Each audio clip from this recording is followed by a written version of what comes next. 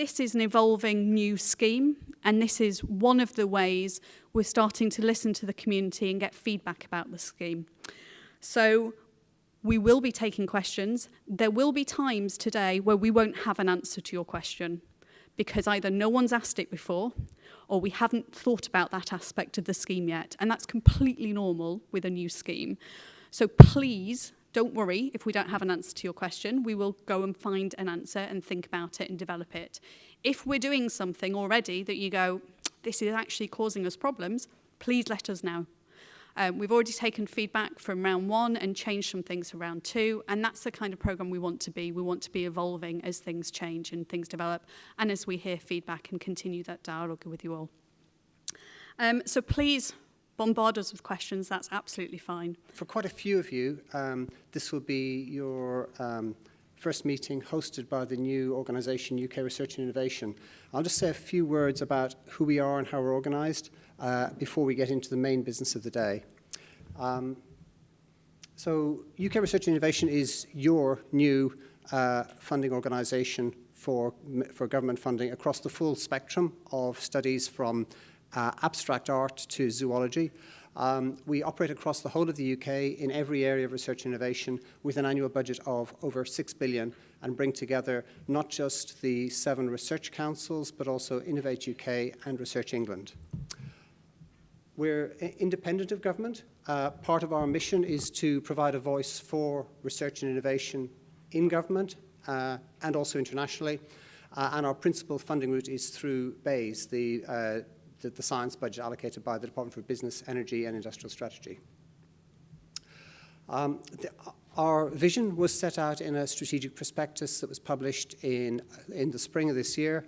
At the high level, the purpose of research and innovation is to benefit everyone in society in the UK and also globally through knowledge, talent and ideas and investments in those. Going into a little bit more detail, is this visible from the back?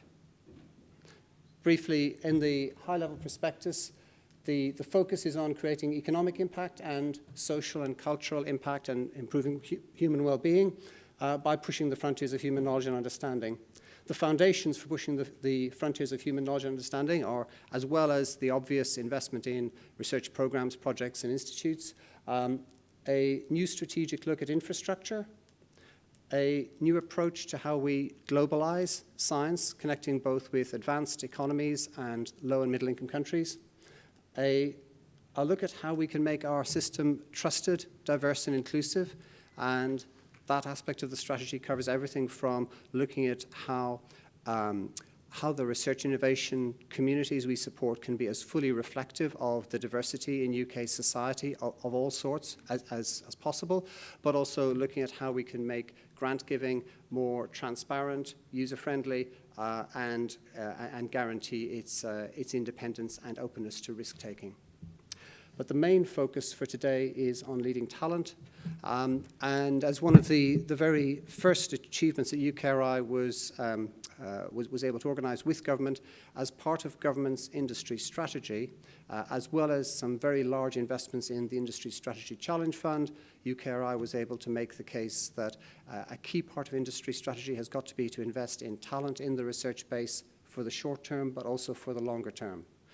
So government has allocated a substantial sum of money, you'll hear a little bit more about that later, for the Future Leader Fellowship Programme, and that will be supporting some people who are working on innovation, change and research that's very closely connected to the industries of today, and some people that are exploring areas that are in no way connected with today's industries, but which will be vital to keep the creativity of the UK research base strong and vibrant, and which may underpin industries as yet unimagined that grow up in 25 or 30 years' time. The structure of UKRI, you'll be familiar, we've got a chief executive, Sir Mark Walport, a chair, Sir John Kingman, and a set of board members who are on the screen. I think the time we have doesn't allow me to go into the biographies. Some of them will be familiar to you, some of them won't. They're drawn from every area, from the arts through to medicine, through to heavy industry, light industry, creative industries, and so on, and the charity sector.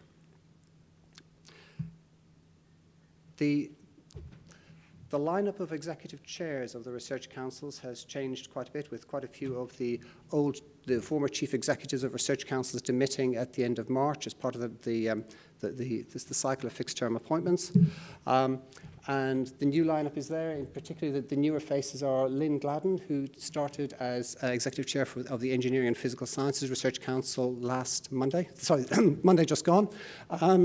Jennifer Rubin, who now leads the Economic and Social Research Council, and Fiona Watt, who now leads the Medical Research Council, where I work, and Mark Thompson in STFC, and Ian Campbell. So it's quite a lot of new faces, and each of those executive chairs is supported by an independent council drawn from academic, industry, user expertise in their sector, which is a vital part of the UKRI federal structure. Staying on the structure, just to explain how this program is organized within UKRI.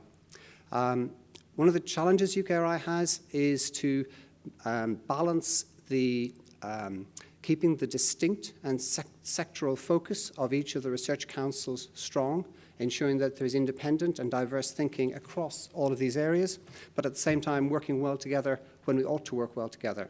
The Future Leader Fellowships is one of those areas where we really need to work across boundaries and create the most fluid and agile scheme we can. My day job is Chief of Strategy in the Medical Research Council. So why am I here? It's because rather than create an extra central function in addition to the 7 research councils, Innovate and Research England, what UKRI is doing is tasking various research council executive chairs and their organizations with helping to develop new cross-cutting functions. That creates new networks, new contacts, new experience, and helps weave the organization together and makes it more cohesive. So Fiona Watt is the Executive Chair Champion for Talent and Skills. Another example, Jennifer Rubin in the middle is leading UKRI's work on equality, diversity and inclusion. Mark Thompson leading on infrastructure, and so on. And as the next few years progress, you'll see a lot more of that cross-weave coming through from UKRI, while still keeping a very strong, dedicated focus on each of the individual areas within the remit of the organization. So that's a very quick snapshot of what UKRI is and the new organisation that we now have in the UK to champion research innovation. And I'll now hand over to James for... Sorry, Kirsty. Okay, so this is going to be a very quick overview of fellowships, and I'm not going to dwell too long on this because if you're here in this room, you've probably already supported through at least one person through an application for round 1. You're probably working with round 2 applicants right now, and you're very familiar with the research landscape. So what we're looking at, in brief terms, a fellowship is a financial award to conduct a specific project and to enhance a career. It's that dedicated time for research and innovation, supported, so mentoring and training opportunities. In terms of Future Leader Fellowships, what we're looking to do is grow that supply of talented individuals for the UK research and innovation system. And what we've done with this scheme is we're focusing on what we know is a career pinch point. That establishing independence point is very difficult, and we know that, so this is why we've focused this scheme on that pinch point. As Declan mentioned, this is a UKRI scheme, so it provides seamless support across UKRI remit. So it's one of the very few schemes run from Polaris House that involves every research council. It might be the only scheme that involves every research council plus Innovate UK. The funding is going to be committed over 6 rounds. So we've got 2 rounds a year for the next 3 years. And we're supporting 200 awards. So 200 fellowships will be awarded every year. Apart from this year, the first round is only awarding 50 fellowships. It's close to £1 billion, which is a frightening number when I say it out loud. So 900 million will be invested. So that's life-changing money for 550 people. That's an exciting thing that's happening. We're trying to attract and support research and innovators wherever they may be found. So that could be universities, that could be businesses, that could be currently outside the UK. And we are providing long-term funding with flexibility to tackle adventurous and possibly multidisciplinary areas that require support. And we can also use that flexibility to support new career paths and encouraging movement of talent between sectors and disciplines. That's the quick overview. These are probably the sort of key points, and I'm picking these out based on the questions that we received before you all attended today. So, one of the key features of this scheme for me is that there are no barriers to interdisciplinary, cross-disciplinary, multidisciplinary working. There are no remit boundaries. An applicant can come in with any subject area within the UKRI remit, which, as Declan said, is anything from abstract art to zoology. The other exciting and different thing about this scheme is that the host organisation, so where the fellow will spend the majority of their time, can be based in business or academia. So your universities, your independent research organisations. Organisations that are currently eligible for funding via either the research councils or Innovate UK. And as a result of that, we can facilitate movement between those two sectors. The scale and the flexibility of these awards is startling as well, particularly for some communities. This is a 4 to 7 year commitment to an individual. So you can really tackle adventurous programs or multidisciplinary questions. Up to 1.2 million. These are significant investments. Because they're significant investments and because we're working with individuals, we see this as a partnership between UKRI support and the host organisation support, and that's reflected in the way the scheme has been developed. So we require significant commitments from the hosting organisation, whether that be the salary through the tapering that we've introduced, or the supportive and mentoring training environment that we wish the fellows to be embedded within, or the expectation that the fellow would move to an open-ended post at the end of the award. A couple of people have asked how different is this scheme. I think all those things make this scheme quite different, particularly in the no barriers to multidisciplinary and interdisciplinary, the range of remit and the inclusion of business as well as academia. But really, I think it depends on what community you're coming from. There are communities who say, we've got an existing scheme that's very similar to this already. So there are some common features that are shared, but the overall offering is different. The overall package is different. Can we advise on which is the best scheme for your applicant? Probably not on an individual basis, because it really depends on the individual's priorities, experience, and expectations as to which scheme is best for them to apply for. Another question that came up frequently from you before we arrived today was whether we are looking to prioritise applications that are interdisciplinary, or applications that are focused on business, or applications from incoming international talent, or applications that meet the industrial challenge strategy. Are we prioritising these? The answer is no, but we're encouraging them. This is part of the overall vision of our scheme. We're not mandating that applications should be interdisciplinary or should be working with businesses, but we're quite excited that this scheme allows applicants to have that focus. And it is one way an applicant may highlight how the fellowship would have a demonstrable impact on their career trajectory. So in comparison to other schemes, this is the exciting bit. This is why this fellowship will make a difference to me and my career. Another question we've had is, are we allocating per council or specific discipline split envisage? The answer to that's no. We currently see a broad spread of disciplines in the applications that we've received. The caveat is that in future we may wish to add steers, we may wish to add highlights to ensure that we do have a rounded portfolio. But it's too early to say what these might be.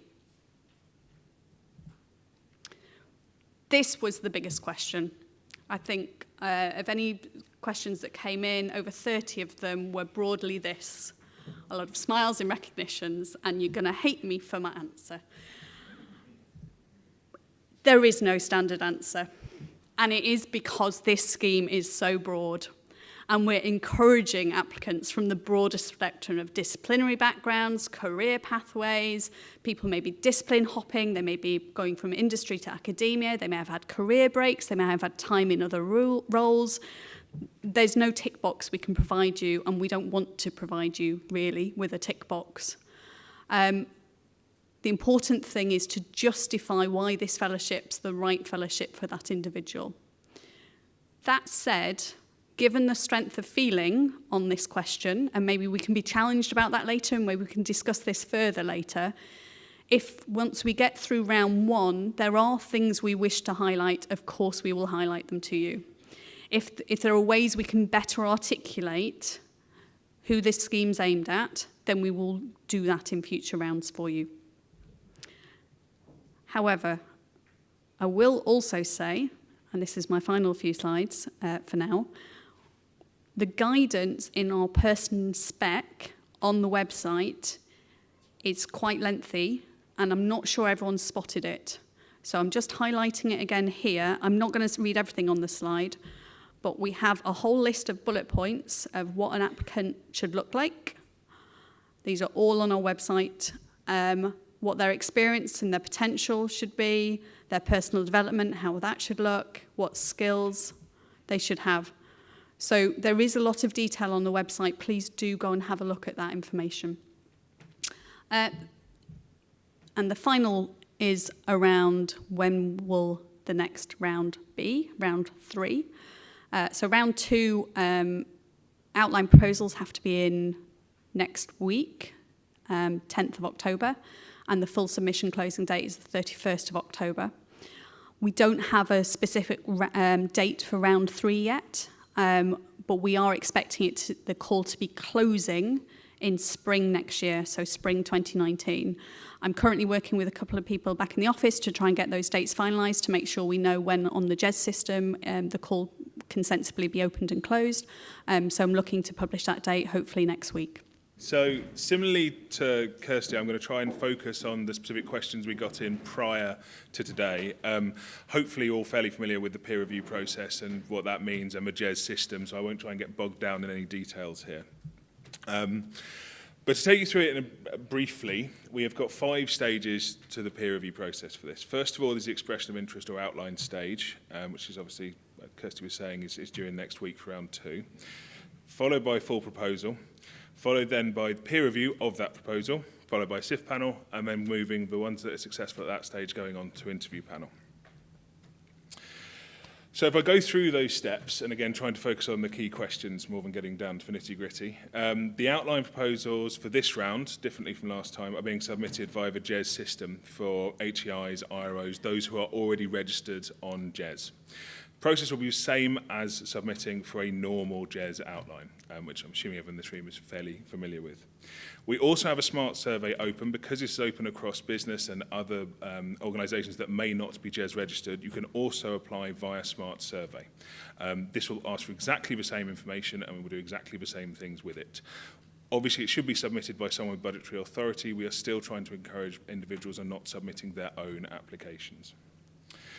What we're doing with this stage is we're trying to make sure we can assess what the demand is going to be and also start preparing the organisation to work out where we're going to have to get expertise so we can very quickly turn around the peer review on these.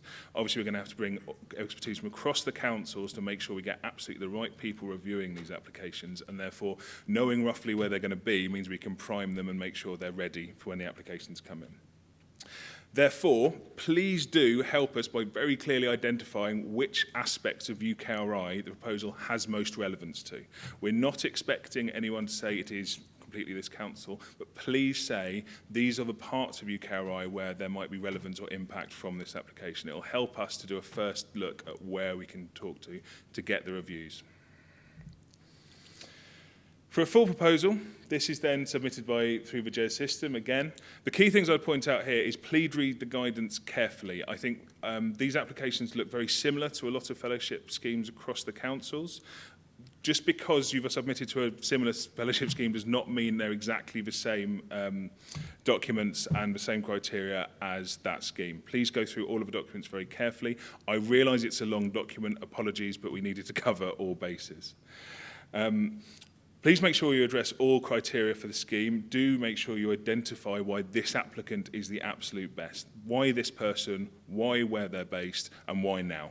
3 things always to keep in your mind with this.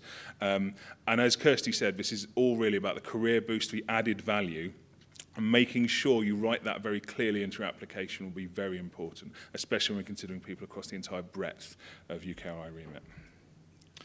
Please remember this is a fellowship proposal. So I think there's always a temptation to think about the project on these things. This is about the individuals we get out of it at the end of the day. We are looking to fund the future leaders in research and innovation in the UK. Please make sure you build in development of the applicant within the proposal. And you can ask for money to do this. Build in development, whether that be placements, whether that's putting it, making sure there's specific training, whether it be mentoring. You can ask for money to do this. And I know James will talk a bit more about some of the development stuff later. We had a couple of questions around impact. This will be assessed in the same way as normal. It will go through normal peer review, it will go through a SIF panel, it will go through interview. It will be the same standards that are set for any proposal that come into UKRI. So I'm assuming most people are on board and understand how impact works at this point. It's about the applicant putting their head up, having a look around saying, how can I make sure my research really lands, really has as much relevance to as many things as possible. In terms of a current contract, because we have a lot of questions around this, if they're currently on an open-ended contract, will have to relinquish their duties so that they can spend their full working time on the fellowship. That does not mean they have to give up the contract they've got and you have to draft a new one. It's that what we expect is they will be spending all of their working time on the fellowship. Therefore, their duties may change. I know there was a lot of questions around the clarity of wording on that for the guidance we gave. This is a very wordy slide, and I apologise, but this is taken pretty much straight out of a frequently asked questions. So, the host commitment to an open-ended contract, we don't want to come in and trample all over your institution's management of performance and giving out jobs. What we want to do is make sure that you are committed to making sure there is a clear path to the applicant having an open-ended contract by the end of the fellowship.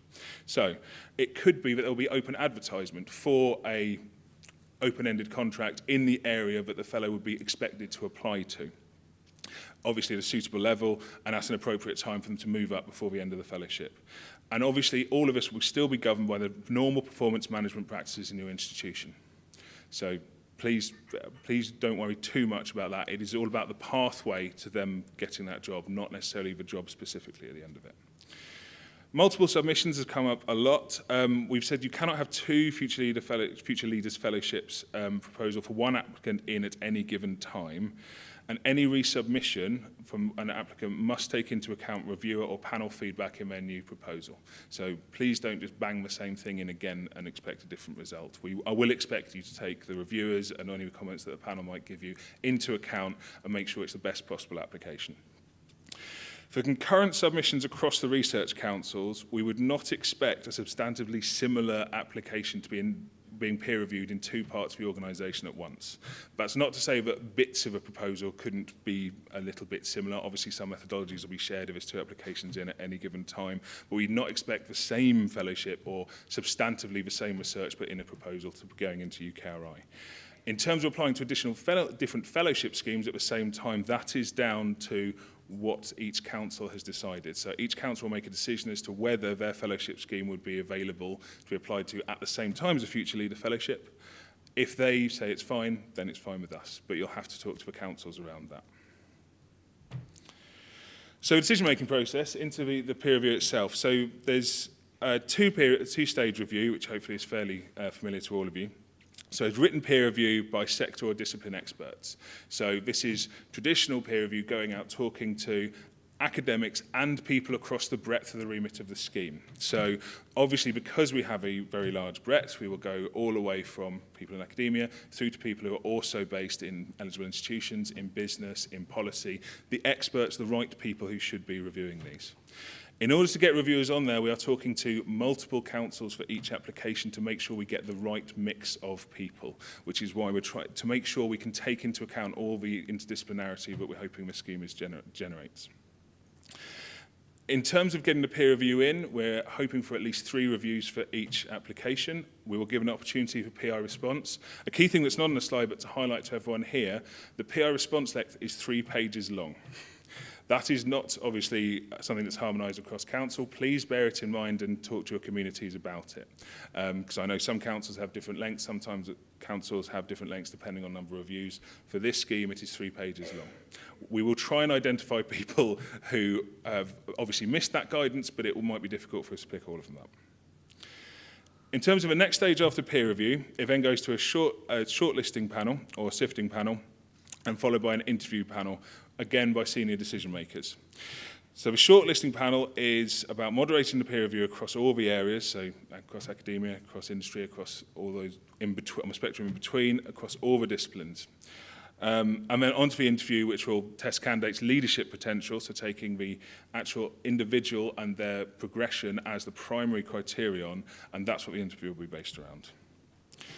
In terms of the principles for panel, so it's composed of senior individuals with a track record of decision-making across areas or disciplines. Similarly to the peer review, we're looking for experts who have sat on panels before, who know how to make the sort of decisions, not just in terms of moderating peer review, but around moderating interdisciplinary peer review. We've invited a number of senior experts, all who have had significant peer review experience across the councils previously.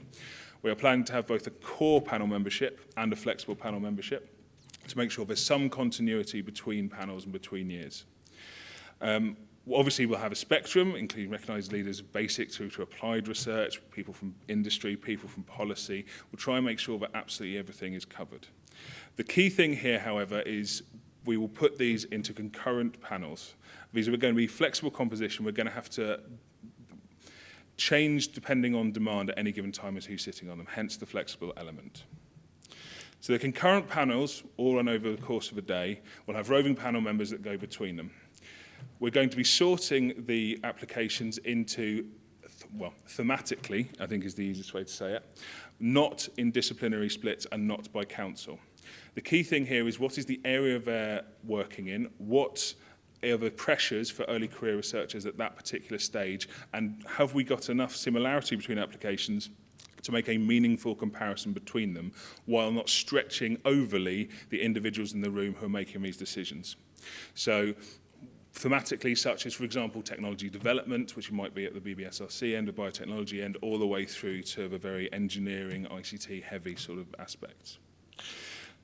The panel is absolutely not going to be disciplinary. The rovers who go between them will be making sure we can keep a consistency across the decision-making process. They will move around the panels throughout the day, and they will be able to advise the research councils on how each panel is operating and how all the lists will fit together.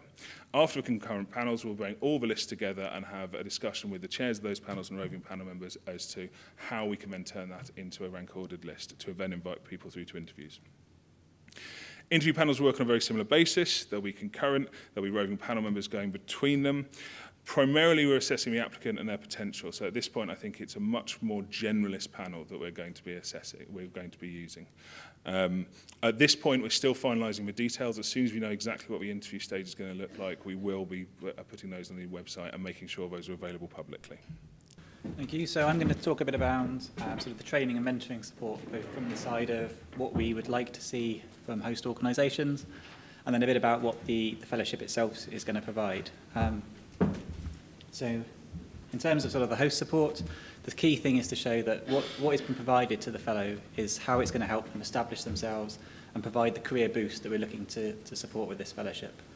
So this is obviously a key part of the assessment criteria under the sort of the research, innovation, environment and costs, with the environment being the aspect that's been looked at. So why is the host that they're going to, why is that the best place for them, A, to do like the research innovation, but also why is it the best place for them to develop their career, establish themselves and get the career boost that they're looking for.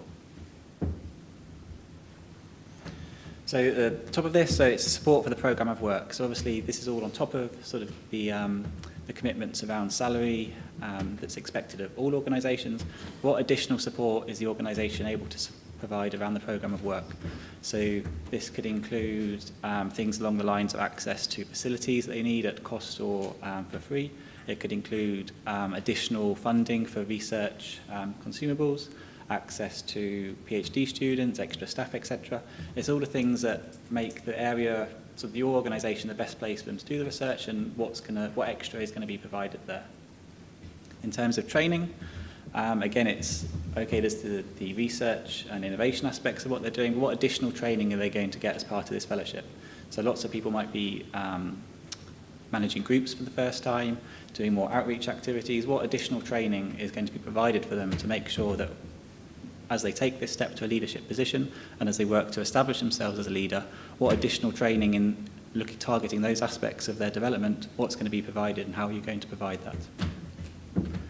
In terms of mentoring, this is a key research development tool that people, career development tool that people should have access to. So obviously we encourage everybody to form informal mentoring connections, but also are the formal mentoring programs that you can give the fellow access to.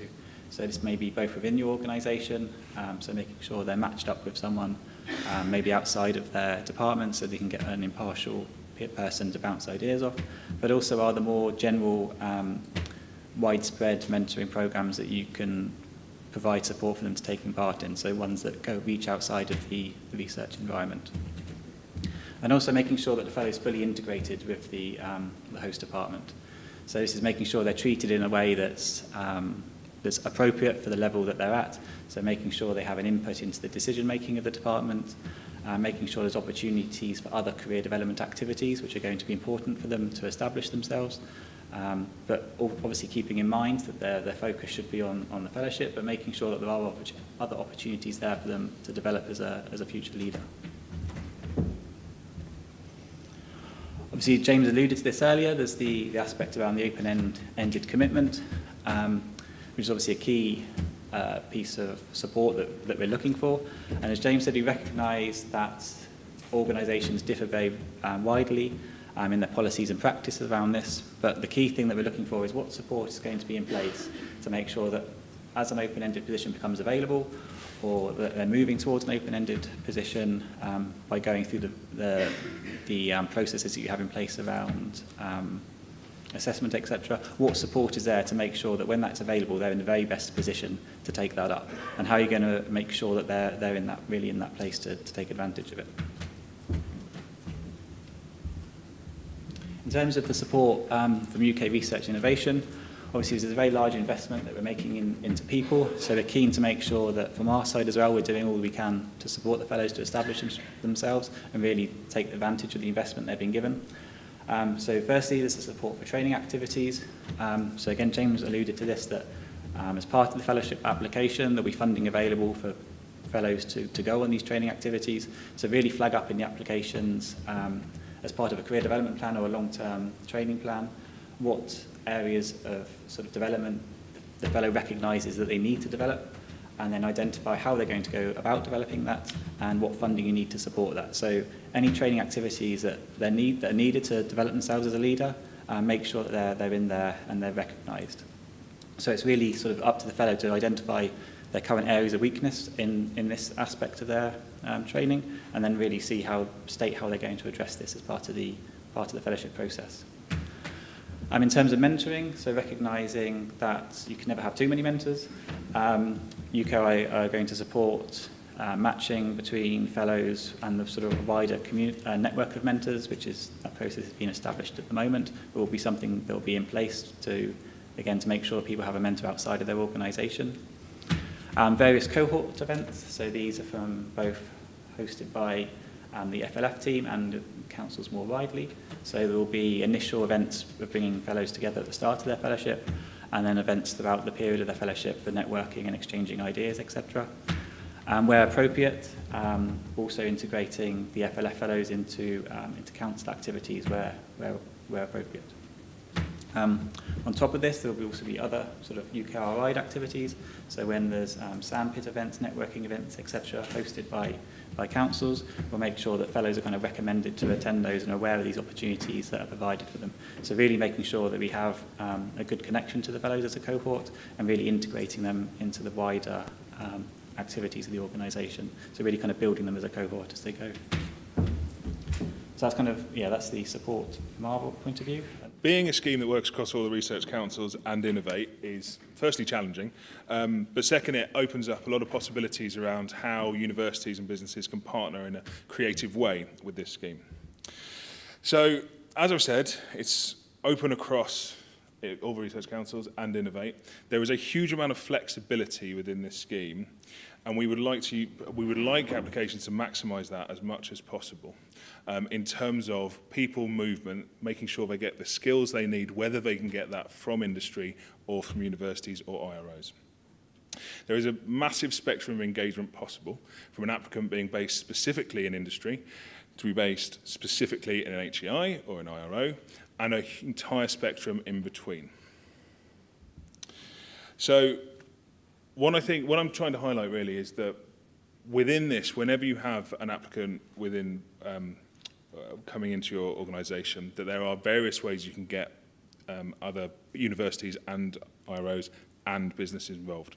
So if it's based in an HEI or an IRO, which is obviously who most of you people represent, obviously we've got the standard route of collaborators or project partners. There's the use of facilities, making sure the expertise of business is represented. However, there's also, I think, more flexibility for secondments, placements, training, or even, it's more than that, even having them based in industry for a whole year. Where they're based in business, there's still opportunities for HEIs and IROs to get involved, obviously use of facilities again, secondments back, but also an opportunity to build business-university links, having an individual as a future leader who is actually going between the two. And this brings me on to the last of these examples, which is based across both or multiple. There is, obviously we have to have a single host application, but there is nothing stopping multiple HEIs, multiple businesses, or a mixture of the two, putting in applications where the applicant is based across both. And that could be multiple, that could be a number of businesses and HEIs, that could be one or two, that could be whatever is best for the applicant and best for the proposal. I think the key things to think about in all of these things are the relationship that one is going to build in these situations. So we will be expecting a clear written agreement between company and university which covers IP and the programme activities to be carried out. I would assume that HEIs, whenever they're dealing with businesses, would have such a thing. We should think about state aid. This is moving up to TRL levels which are not traditionally covered by a lot of the research councils. There is an opportunity to work at pretty much any part of the innovation scale on these fellowships. Have a think about what that means in terms of state aid. There will be those based in business. The probability will be that there will be some state implications. However, please come and talk to us about what it is you're proposing to do and whether that could fit into the application. We will have some published guidelines very soon. We've got some out already around where the applications fall.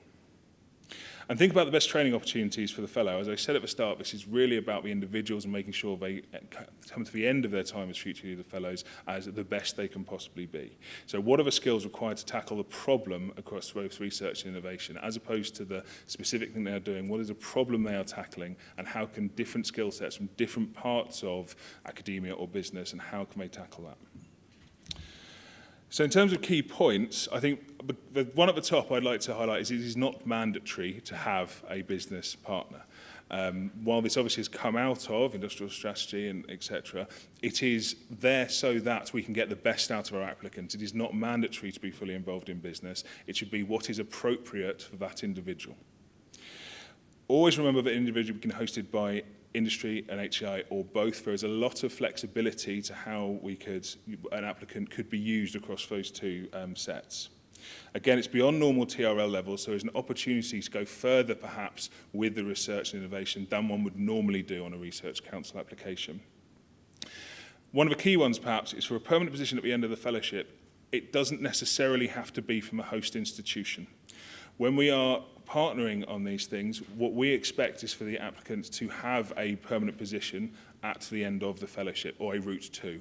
That could be in industry, it could be in a university, it could be in an IRO, it could be with the host, it could be with another partner. The key thing is that they have that route to a permanent and independent research position. So if you have a proposed partnership, you're not sure how it might work, please come and talk to us. More than happy to have those conversations. I know there are a number of industry partners who are talking to us already, who want to get hold of some institutions to talk about the sort of partnerships they can have together. So please keep the dialogue going on all of this. Okay, so I just want to quickly cover managing demand, which I am calling managing demand rather than demand management on purpose, because that's how I would like to stay talking. A bit of context. The scheme is eligible to over 250 HEIs and IROs across the research councils, plus eligible businesses for Innovate UK. And I just didn't put a number on that because it's everyone in Companies House, basically. So in terms of context, the potential for applications is much greater than we would normally see. I'll phrase it like that.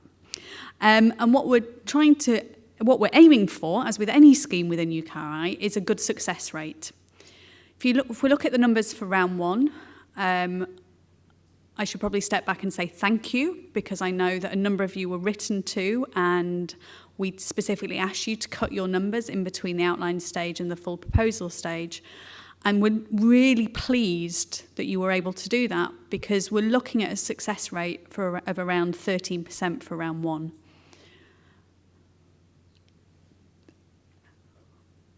The reason we're pleased about that is because we want to reduce the peer review and application burden and concentrate on fewer but higher quality applications. We don't want to be flooded with any application. We want the best applications. And I know every scheme will say that. But given our context, it is really important to remember that for this scheme. So the next question that, again, many of you asked is, how many applications should a host organisation submit? And I'm really sorry, but I'm not going to answer that question, because we have such a broad spectrum of potential host organisations. And there's always a danger, a risk, that if you put a numerical limit, it isn't seen as a limit, it's seen as a target. So what we'd rather concentrate on and focus on is the quality of applications. And what we've also done is asked organisations to establish effective and transparent ways of managing applications. And I'm going to be really interested, and I will ask this question later on as I meet some of you on a more one-to-one basis, is how is that working for your organisation? What have you been doing? Because over time, if there's some best practice that we can share with everyone, then we will share that best practice. And that's why I hope that we won't have to move to a formal demand management system. We will continue to review the situation. We still don't know how many applications we're going to get for round two. We're a few weeks away. Depending on what that number is, we might revise that very quickly. But the messages I'm getting from the community is that everyone's been working really hard and has been responding, and we're very, very grateful for that and putting in those processes. And we want to continue to work with you on that. And this is one of the reasons why today is so important, so we can start getting more feedback. One of the feedbacks we had from round one is actually it's been really difficult to manage demand from our side because you're off GES, which is one of the reasons we're now on GES for round two at the outline stage. It's very easy for you to think that we're doing something for a reason, and it's probably not that reason. It's probably just we haven't been challenged, or we haven't been asked to think about it in a different way. So that's just one of those examples where just by raising that issue, we were able to solve that issue. And hopefully that has been helpful. So please keep talking to us. Continue the work you're doing. We've been really grateful that we managed to shift for round one a frightening number of applications down to what I think is quite a reasonable number of applications. So 13% success rate. I think that's okay.